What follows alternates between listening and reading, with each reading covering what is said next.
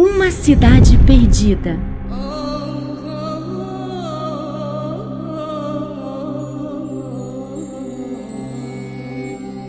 Enterrada para sempre nas areias do deserto.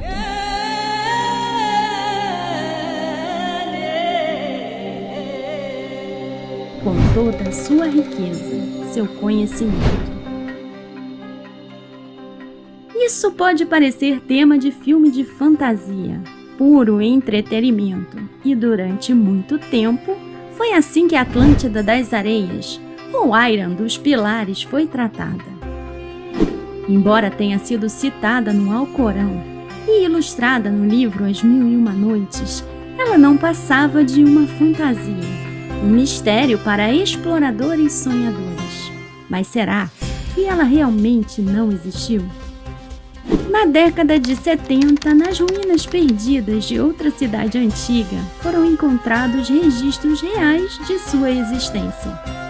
Lá, ela era descrita como a lendária Ayran das Torres, uma rica parceira comercial. Então, se ela realmente existiu, onde está agora? O que aconteceu? Ela pode realmente estar enterrada sobre as areias do deserto, esperando para ser descoberta? No vídeo anterior, contamos em detalhes de onde essa história toda surgiu. E agora, vamos partir de onde paramos. Na menção da existência de uma rica e próspera cidade encontrada nas tabuletas desenterradas em Hebron. Sugerimos que você assista ao vídeo anterior. Seria um prazer para nós e enriqueceria a jornada que vamos iniciar agora. Nos anos 90, Nicholas Klepp, um arqueólogo amador, tornou-se amplamente reconhecido devido a uma ideia que ele descreveu como maluca, mas que transformou profundamente o campo da arqueologia. Desde a sua infância, ele era fascinado pela ideia de uma cidade perdida sobre as areias da Arábia, inspirado pela obra de Bertrand Thomas. Quando chegou à idade adulta, decidiu ele próprio continuar a busca abandonada por Thomas. No início dos anos 80, ele fez algo que parecia extraordinário. Entrou em contato com um laboratório da NASA. Esse laboratório era conhecido por suas imagens de radar de satélite. Klepp fez aos cientistas uma pergunta aparentemente simples, mas inovadora. Se uma cidade estivesse enterrada sobre as areias do deserto, seria possível detectá-la usando um radar? Surpreendentemente, Klepp não apenas conseguiu convencer os cientistas da NASA de que sua ideia não era absurda, mas também os persuadiu a levá-la a sério. Como resultado, eles concordaram em realizar uma varredura do bairro vazio, utilizando um sistema de radar especial capaz de enxergar através da areia e identificar características geológicas abaixo da superfície durante um sobrevoo de radar em 1984. Usando as imagens obtidas nesse voo, Klepp e os cientistas da NASA fizeram uma descoberta notável. Eles identificaram uma extensa rede de antigas rotas comerciais que se estendia por toda a região, incluindo o bairro vazio. Essas rotas comerciais eram antigas estradas que, em tempos remotos, haviam sido percorridas por centenas de milhares de camelos comerciantes. No entanto, essas rotas estavam agora ocultas sobre as areias. Klepp acreditava que essas rotas comerciais antigas guardavam o segredo da cidade perdida. Ele supôs que, onde essas rotas convergiam, deveria existir centros de comércio antigos, e, de fato, uma análise mais detalhada das imagens revelou que muitas dessas estradas antigas convergiam para um ponto específico, um oásis. Armado com essa descoberta, Klepp e sua equipe partiu para a área em busca de respostas. Assim que a equipe começou a escavar, próximo a um antigo forte, cuja a existência já havia sido revelada por Bertan Thomas em sua viagem no deserto, ficou claro que eles estavam diante de algo significativo. Descobriram que os moradores locais, que haviam dito a Bertan Thomas que aquele forte tinha apenas alguns séculos de existência, estavam corretos. O forte era de fato relativamente recente, mas havia sido construído sobre os restos de algo muito mais antigo.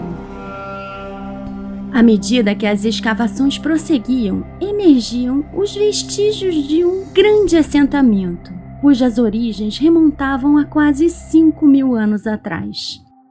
No centro desse antigo assentamento havia algo verdadeiramente espetacular.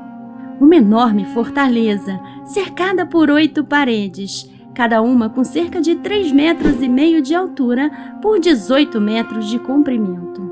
Em cada canto dessa fortaleza havia uma torre maciça com cerca de 3 metros de diâmetro e 9 metros de altura.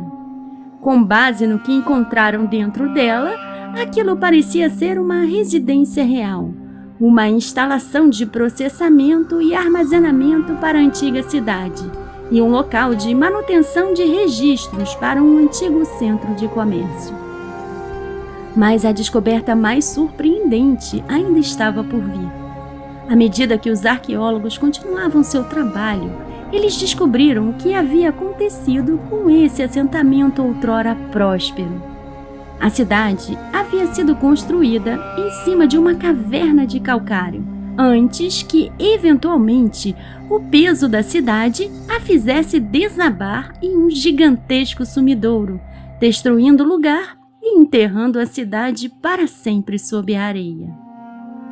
Os arqueólogos foram forçados a admitir que partes da cidade haviam desaparecido nesse sumidouro, provavelmente perdidas para sempre.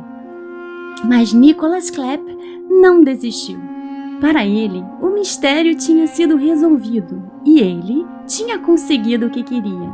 Ali estava um poderoso centro econômico antigo, marcado por imponentes torres, muito além do que deveria ter sido tecnologicamente possível na época, destruído por um evento cataclísmico e enterrado sobre a areia. Ele havia, finalmente, encontrado Ad. Essa poderia realmente ter sido a cidade perdida de Iron, definitivamente encontrada? E se assim for, que outros tesouros da outrora poderosa cidade poderiam estar perdidos para sempre sobre as profundezas da Terra? E que outros mistérios antigos podem ser resolvidos ou revelados? Seriam o ouro e as joias do paraíso de Iron na Terra, descrito em As Mil e Uma Noites, ou coisas como as que não foram produzidas em toda a Terra, conforme descrito no Alcorão? Ou será que poderia haver algo mais nessa misteriosa cidade? Em 2004, Abdullah Al-Saed, um neurocientista e arqueólogo amador, estava explorando campos de lava na Arábia Saudita com um grupo que ele liderava. Durante essa exploração, ele casualmente encontrou um muro de pedra com cerca de 1 metro de altura. No entanto, na época, não deu muita importância a essa descoberta. Foi somente em 2008 que a visão de Al-Saed sobre essas estruturas mudou drasticamente, graças à emergente tecnologia do Google Earth que se tornava amplamente disponível naquele período. Usando essa ferramenta, Al-Saed conseguiu perceber que essas estruturas eram muito mais numerosas do que ele inicialmente imaginava, e ele as apelidou de portões. A área estava repleta de centenas desses portões. Completamente atordoado pela descoberta, ele voava de uma estrutura enigmática para outra, questionando por que esses designs não foram devidamente reconhecidos. Acreditando que a análise dessas estruturas exigia a visão de especialistas, Al-Saed enviou as imagens do Google Earth para David Kennedy, um arqueólogo da Universidade da Austrália Ocidental. que já havia dedicado 4 décadas de sua vida à documentação de estruturas de pedra na Península Arábica. Ao longo dos próximos 10 anos, Kennedy e sua equipe exploraram e catalogaram esses portões de pedras. Em 2017, ele relatou a descoberta de cerca de 400 dessas estruturas, que variavam em tamanho de centenas a vários milhares de metros de comprimento, com algumas chegando a ter até 30 metros de espessura. No entanto, mesmo com sua vasta experiência, Kennedy ficou perplexo quanto ao propósito dessas enormes estruturas. Ele explicou que esses portões não pareciam ser locais de habitação ou locais funerários. O mistério em torno dessas estruturas aprofundou-se em 2021, quando pesquisadores relataram ter encontrado mais de 1.000 delas, que agora eram chamadas de mustatios, uma palavra árabe que significa retângulo, abrangendo uma área de quase 160 quilômetros quadrados. Além disso, os arqueólogos dataram essas estruturas com mais de 7.000 anos, tornando-as mais antigas que Stonehenge. À medida que mais mustatios eram descobertos, os arqueólogos ficavam cada vez mais perplexos diante do propósito dessas estruturas. Para o que elas serviam? E por que alguns eram altamente visíveis, enquanto outros pareciam quase ocultos? Além disso, como os antigos foram capazes de comunicar como construir essas estruturas imponentes a distâncias tão grandes e como eles conseguiram construir algumas nas encostas das montanhas e vulcões. É um mistério arqueológico, sem dúvida, mas é apenas um de um número crescente de mistérios arqueológicos que surgiram nessa região nos últimos anos. Por exemplo, em 2015, foram encontrados enormes círculos de pedras nas colinas de Golã, com a mesma idade de Stonehenge. Esses círculos, conhecidos em hebraico como a Roda dos Gigantes, eram compostos por enormes pedras de aproximadamente 2,5 metros de altura, com mais de 152 metros de diâmetro, quase o dobro do tamanho de Stonehenge. David Kennedy apontou que grandes círculos semelhantes foram encontrados em toda a região, todos com uma aparência muito próxima para ser apenas uma coincidência. Quem poderia ter construído esses enormes círculos de pedra? E por quê? Além disso, em 2022, foram descobertas antigas avenidas funerárias que se estendem por milhares de quilômetros pela Península Arábica. Esses corredores antigos ligam oásis e pastagens e estão cercados por milhares de monumentos funerários. A questão que se coloca é: qual civilização antiga poderia ter criado essas superestradas antigas que se estendem por tantos milhares de quilômetros? Alguns arqueólogos acreditam que essas descobertas arqueológicas têm o potencial de alterar profundamente nossa compreensão do início da história no Oriente Médio. Além disso, há quem sugira que a explicação para essas gigantescas estruturas de pedra, cidades enterradas e extensas estradas encontradas na Península Arábica pode ser explicada nas histórias relacionadas à cidade perdida de Iran, mencionadas no Alcorão. Lá, o povo de Ad de Iran é descrito como uma tribo poderosa com pilares imponentes e grande poder econômico. Eles são relatados como indivíduos gigantes e poderosos, capazes de realizar feitos incríveis como arrancar árvores com as próprias mãos e esculpir casas nas montanhas. A pergunta levantada é se sua estatura gigantesca lhes permitia construir não apenas a maravilhosa e imponente cidade de Iran dos Pilares, mas também as enormes estruturas de pedra e as superestradas encontradas por toda a Península Arábica. Curiosamente, enquanto a menção de Iran não aparece nos textos religiosos judaicos ou cristãos, Há no povo de Ad uma semelhança notável com os Néfilins, seres misteriosos de grande estatura e força, descendentes dos filhos de Deus e das filhas dos homens, mencionados no livro de Gênesis da Bíblia cristã. A questão levantada é se os Néfilins poderiam ter sido o povo de Aram, e até onde essa conexão misteriosa pode ir. Gênesis descreve os Néfilins como homens poderosos da antiguidade.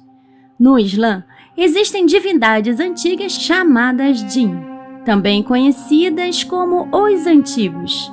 Assim como os Néfilins, dizem que os Jinns procriaram com humanos e, segundo algumas teorias, foram eles que construíram a cidade de Aram. É intrigante notar que a antiga palavra árabe para pilar, como em Aram dos pilares, tem outro significado: antigo. Portanto, questiona-se se Aram dos pilares era chamada verdadeiramente como a cidade dos antigos e se a menção de Aram se refere aos Jinns. Além disso, os mustatios, as gigantescas estruturas de pedras encontradas em toda a Península Arábica, são conhecidos como Obra dos Velhos pelas tribos beduínas locais. Então surge a questão de se essas enormes estruturas de pedra, juntamente com as antigas superestradas que as conectam, foram de fato construídas pelos velhos, ou seja, pelos antigos gigantes registrados nas tradições abraâmicas como os Jinns, ou o povo de Ad e de Aram, e os Néfilins, e dessa forma, estando presente, mesmo que de forma diferente, em todos os textos sagrados. Mas, para buscar as respostas a essas perguntas, pode ser necessário examinar fontes fora do cânone oficial das religiões abraâmicas, como no livro de Enoque, que conta uma história tão dramática que foi banido da Bíblia cristã. Se você gostaria de saber mais sobre essa história, deixe nos comentários. Além disso, nos conte se para você a lendária Aram dos Gigantes foi realmente encontrada ou continua perdida, ou ainda se ela não passa de uma fantasia. Obrigada por assistir! Se você gostou do vídeo, clique no botão curtir e, se for novo, inscreva-se e ative o botão de notificação para não perder nossos próximos vídeos sobre lugares incríveis como esse.